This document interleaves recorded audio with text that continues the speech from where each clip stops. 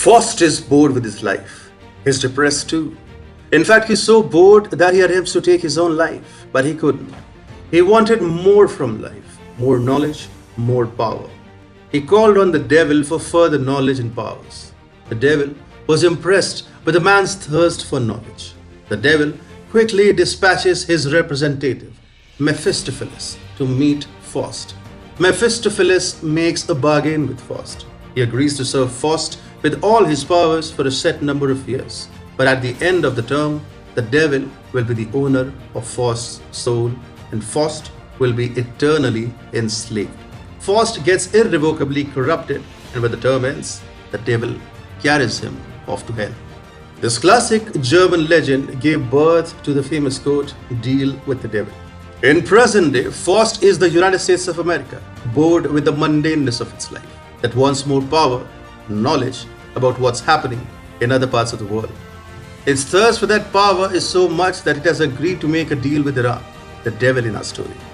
The only difference in this story is that the devil is not interested in making a deal, but still keeps Faust on the tenterhooks through subtlety and propaganda.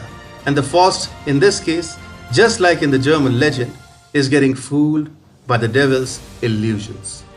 Hi and welcome. This is TFI Global, the foreign affairs and geopolitical analysis arm of the TFI Media Group. And I'm your host, Atul Mishra. In this video, I will tell you about Obama's deal with the devil that Ebrahim Raisi, the new Iranian president, aims to capitalize upon. Let's begin.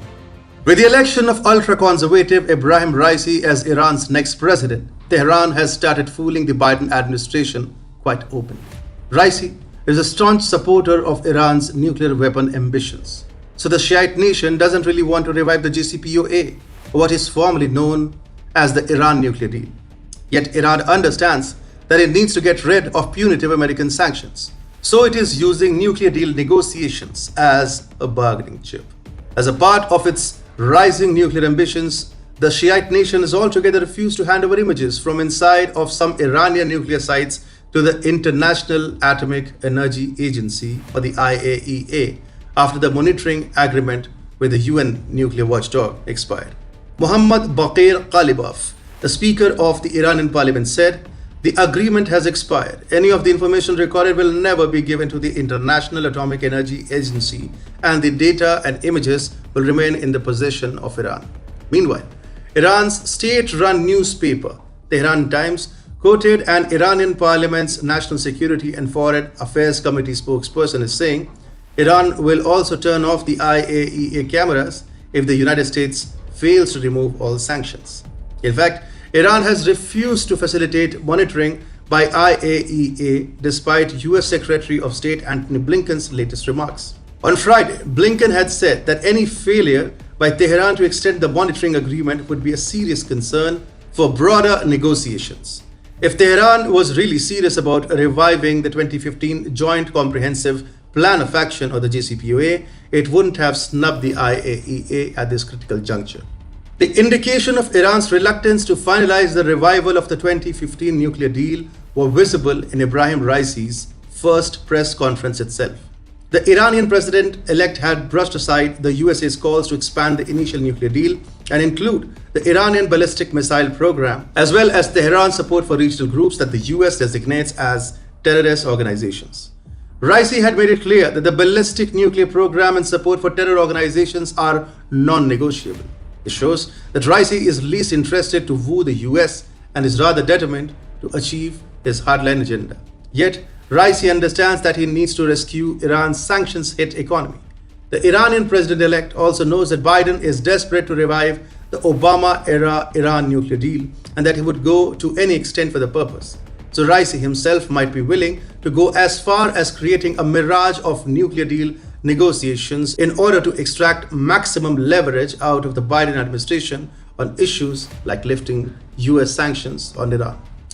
In fact, Israel had already expressed concern over how Raisi, a hardliner, might not want any deal with the US. One of the three alternative possibilities offered by Israeli intelligence agencies was that Iran will purposefully hold down the talks, allowing them to drag on for several months longer while boosting its attempts to reach key nuclear milestones that can subsequently be used as bargaining chips. And now it seems that Iran is doing exactly what Israel had predicted. Last month itself, it was reported that the Shiite nation has enriched uranium to the highest purity yet. The IAEA said that the samples taken on April 22nd showed an enrichment level of up to 63%, consistent with fluctuations of the enrichment levels experienced in the mode of production at that time. Iran is looking to enrich the heavy metal up to 90% purity, which is classified as weapons-grade uranium.